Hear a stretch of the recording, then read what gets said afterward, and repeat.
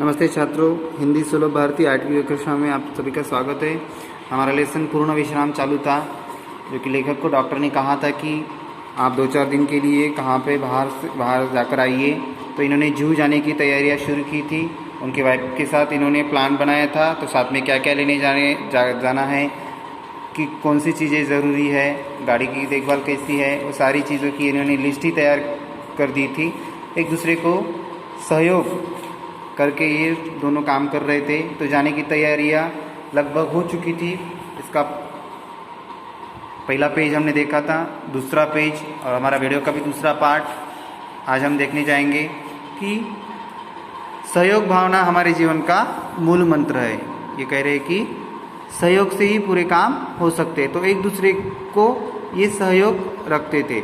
सहयोग मन, वर्चस्व, कर्म, इन तीनों से होता है। जीवन का यह मूल मंत्र मुझे भूला न था। श्रीमती जी मुझे मेरे कामों की याद दिलाने लगी और मैं उनके उपकार के बदले उनकी चिंताओं में हाथ बटाने लगा। मैंने याद दिलाया, कुड़ियों के साथ मिर्ची का अचार ज़रूर रख लेना। देखो, एक दूसरे को ये क्या करते थे, अगर कोई भूल जाता है तो सबसे ज़्यादा तो लेखक ही भूलते थे, और हर बार इनको याद दिलाने के लिए इनकी जो वाइफ थी वो हमेशा कटिबद्ध रहती थी।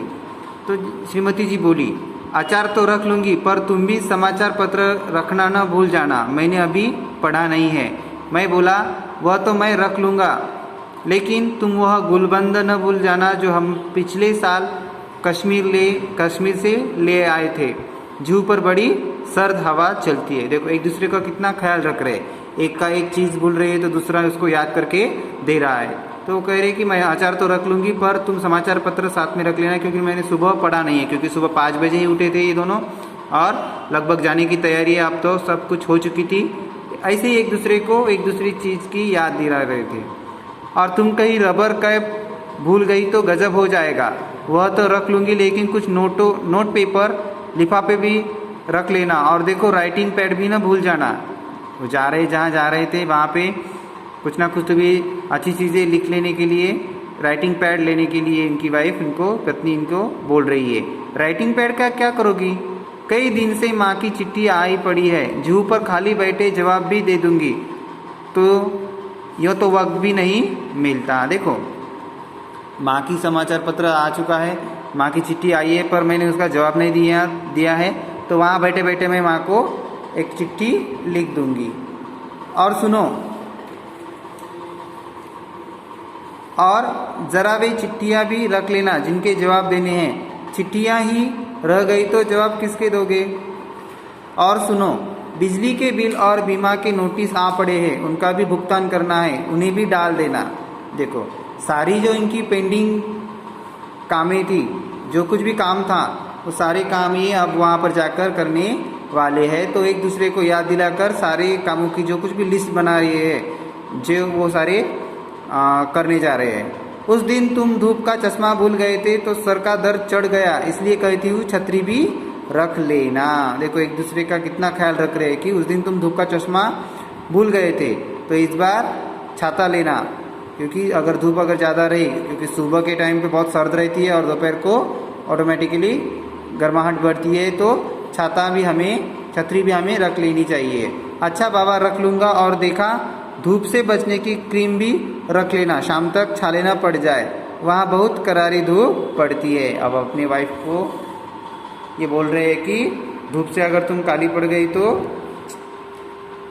छाले पड़ जाएंगे, इसीलिए धूप की जो कुछ क्रीम रहती है, सनस्क्रीन लोशन जिसे हम बोलते हैं, तो वो भी साथ में ले लेना।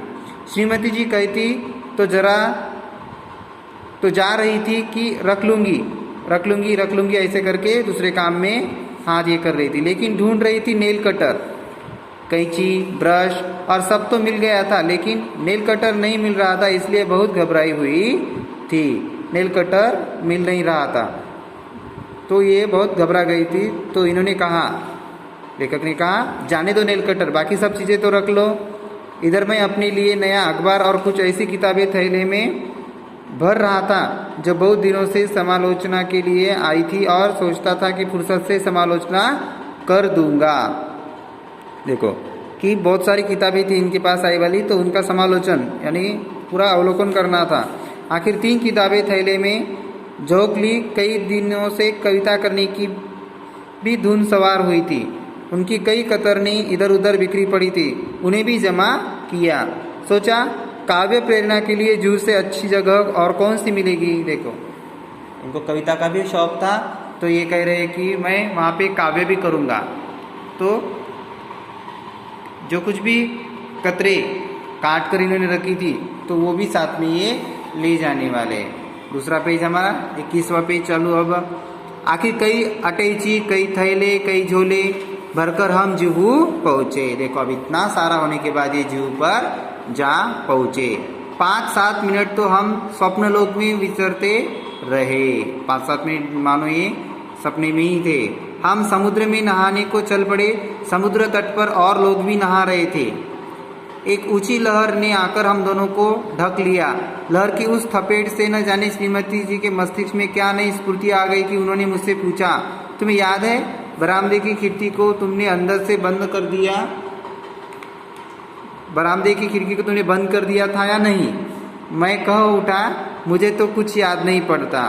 देखो अब जो कुछ भी घर पे चीज़ें भूल गई है, जो कुछ भी घर को लॉक करके आए थे, तो एक एक दूसरे को याद करके दे रहे थे कि ये रखा कि नहीं, वो रखा कि नहीं। तो ऐसे दोनों की बातें चालू थी और दोनों नहाने के लिए समुद्र में जा पड़े। मैं कह उठा, मुझे तो कुछ याद नहीं पड़ता। अगर वह बंद नहीं हुई और खुली ही रह गई तो क्या होगा। कहते कहते श्रीमती जी के चेहरे का रंग पीला पड़ गया। देखो उसको भी अब चिंता होने लगी। मैंने कहा चलो छोड़ो, अब इन चिंताओं को जो होना होगा वो हो जाएगा। मेरी बात से उनकी आंखों में आंसुओं का समुद्र ही बन पड़ा। उनके कांपते ओठों पर यही शब्द थे, अब क्या होगा। देखो किसी भी चीज़ की अगर एक आध चीज़ हम भूल जाते हैं तो बार बार इसके हमें हमारे मन में विचार आते हैं और विचार से हम क्या होते हैं, परेशान हो उठती है। तो और अगर खिड़कियाँ खुली रह गई तो घर का क्या होगा। वह सोचा। उनकी अधरता और भी ज़्यादा होती जा रही थी। जिस धड़कन का इलाज करने को जूह पर आया था वह 10 गुना बढ़ गई थी। मैंने तेजी से मोटर चलाई। मोटर का इंजन धक धक कर रहा था, लेकिन मेरा दिल उसमें भी ज़्यादा रफ्तार से धड़क रहा था। जिस रफ्तार से हम आए थे दूनी रफ्तार से वापस आए। अंदर आकर देखा कि खिड़की की चटकनी बदस्तूर लगी थी। सब ठीक ठाक था। मैंने ही वह लगाई थी, लेकिन लगाकर यह भूल गया था कि लगाया नहीं, और इसका नतीजा यह हुआ कि पहले तो मेरे ही दिल की धड़कन बढ़ी थी, अब श्रीमती जी के दिल की धड़कन भी बढ़ गए। मुझे याद आ रहे थे पूर्ण विश्राम और पूर्ण निरोग। साथ ही यह विश्वास भी पक्का हो गया था कि जिस शब्द के साथ पूर्ण लग जाता है वह पूर्ण भयावह हो जाता है। देखो हमारी चिंता इतनी हम बढ़ती है कि उस चिंता से पूर्ण विश्राम का हम आनंद कभी लेते ही नहीं। इसीलिए डॉक्टर ने पहले ही कहा था कि आपको पूर्ण विश्राम की ज़रूरत है। एक जगह जा रहे हैं, दूसरा विचार कर रहे हैं, तो इससे क्या हो रहा है, और भी इनकी दिलों की धड़कन बढ़ गई। साथ में इनकी वाइफ की भी धड़कन बढ़ गई। तो जिस रफ्तार से ही चले गए थे उस रफ्तार से ही वापस आ गए।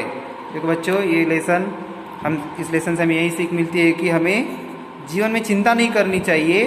जो होगा उसको हमें डट के सामना करना है और किसी भी चीज़ का हमें ख्याल नहीं करना चाहिए ज़्यादा। जितना हमारी सेहत सह सके उतना ही हमें विचार करना चाहिए।